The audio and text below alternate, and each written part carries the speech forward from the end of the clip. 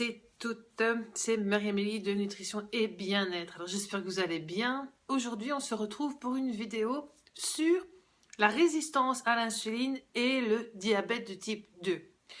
Alors si l'on connaît en général le diabète de type 1, c'est-à-dire le diabète héréditaire, eh bien il est moins connu de savoir que l'on peut également souffrir de diabète de type 2. Alors qu'est-ce que c'est le diabète de type 2?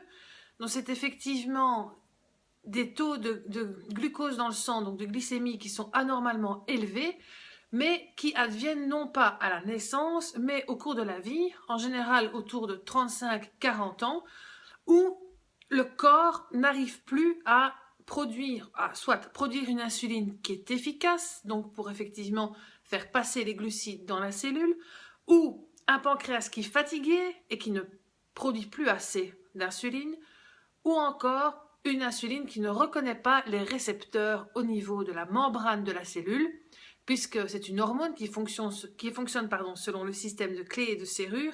Et donc à partir du moment où l'insuline est de moins bonne qualité et ne reconnaît plus ces signaux, ces portes, je vais dire, sur la membrane de la cellule, eh bien à ce moment-là, le glucose ne s'est plus passé dans le sang puisque la porte n'est pas ouverte.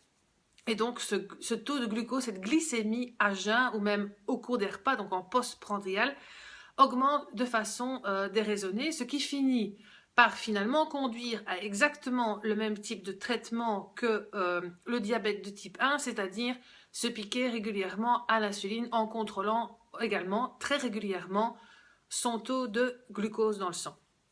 Alors, vous allez me dire, comment sait-on que l'on est résistant à l'insuline ?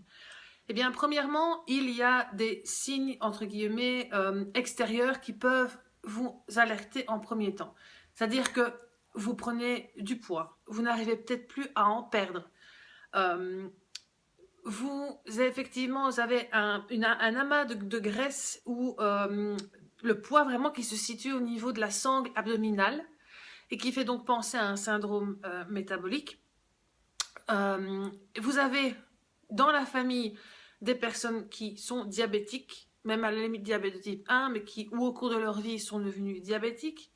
Vous avez une appétence extrême pour le sucré depuis quelque temps, voire pour des produits très gras, parce qu'on connaît l'insuline que pour être l'intermédiaire de la gestion du glucose, mais elle est également un intermédiaire du métabolisme des graisses.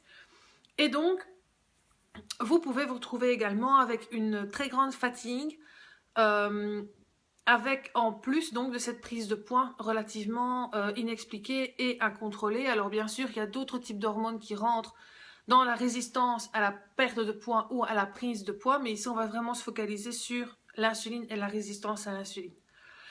Alors, comment contrôler si effectivement vous souffrez de résistance à l'insuline? Eh bien, ça se fait via une prise de sang.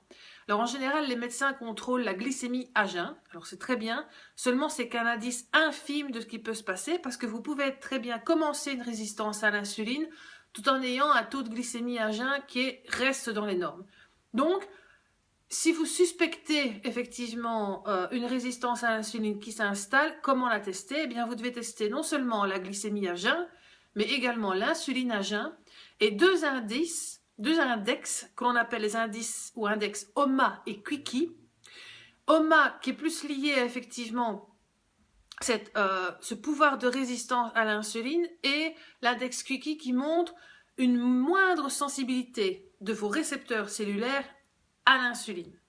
Donc, ces deux indices vont vous permettre de faire non pas un shot sur le temps de votre prise de sang, comme la glycémie et l'insuline à jeun, mais plutôt de revenir un petit peu en arrière par rapport à votre historique et donc de savoir si effectivement vous avez quelque chose à mettre en place. Alors, la plupart des médecins ne le font pas puisqu'ils estiment que la glycémie à jeun est suffisante. Personnellement, je ne suis pas d'accord. Je ne suis pas du tout d'accord avec ça parce que ça peut vous permettre de faire à ce moment-là de la prévention. Donc de ne pas encore être diabétique, mais de savoir que votre corps a une sensibilité à aller vers cela, à développer cela, et donc à vous aider finalement à ne pas devenir diabétique, parce qu'il y a évidemment des solutions à mettre en place régulièrement, de manière quotidienne, pour vous éviter de devenir diabétique à terme.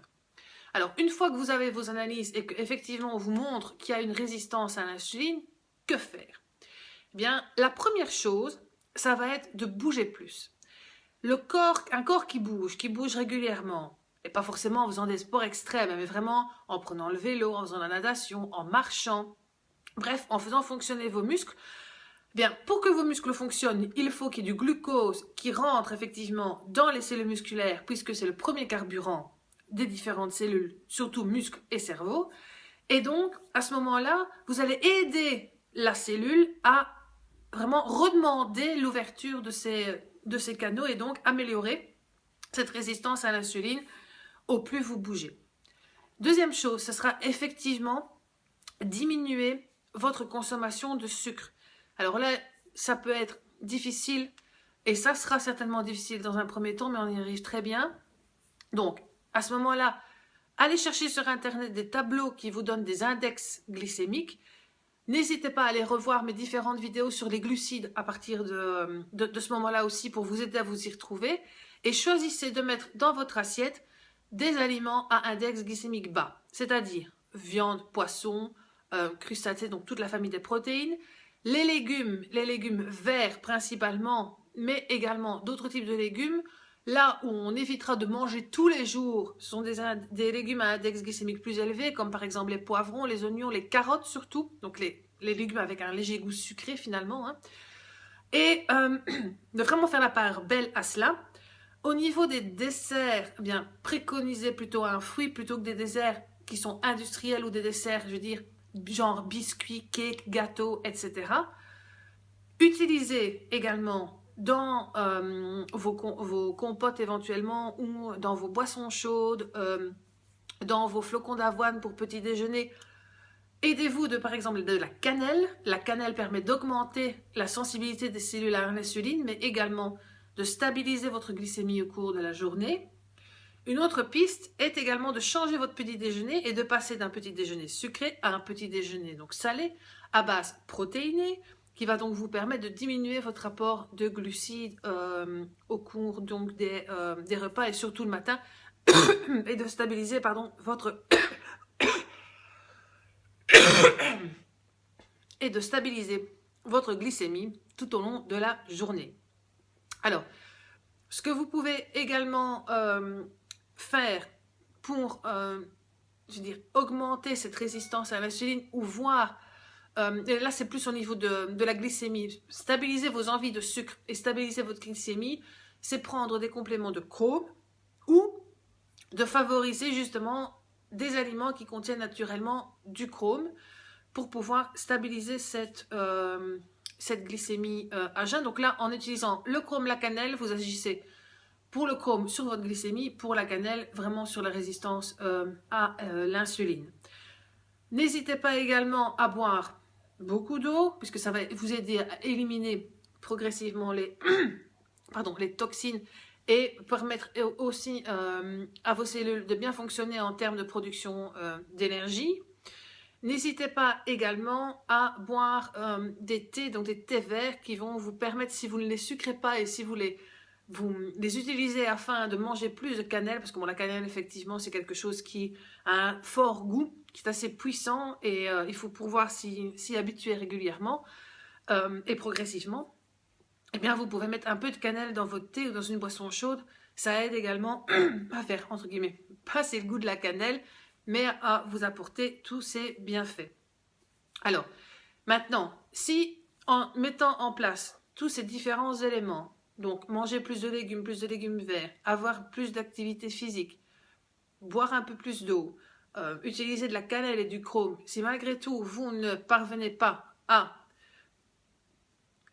recommencer à perdre du poids ou du moins avoir un poids qui se stabilise, peut-être falloir aller chercher la réponse vers d'autres hormones, que ce soit les hormones thyroïdiennes ou les hormones sexuelles du type œstrogène, progestérone. Mais là, c'est effectivement un tout autre débat. Alors, prenez surtout soin de vous, surtout si vous avez des antécédents familiaux, et retournez le plus simplement possible aussi à une alimentation qui est 100% naturelle, parce que dans des plats préparés, il y a une quantité de sucre, de fructose, de glucose, de divers types de glucides qui sont utilisés notamment comme conservateurs ou comme exhausteurs de goût, c'est infernal. Donc déjà en retournant vers une alimentation que vous cuisinez vous-même, une alimentation 100% naturelle, vous allez diminuer naturellement votre taux de glucides. Une autre piste à explorer, c'est effectivement de manger moins de farineux, moins de riz, moins de céréales. Mais cela, je dirais que c'est surtout en une deuxième étape quand vous avez déjà mis en place les premiers conseils que je vous ai donnés. Surtout si vous choisissez des glucides complets, bien évidemment. J'espère que cette vidéo vous aura été utile et je vous dis à bientôt pour une prochaine fois. Au revoir.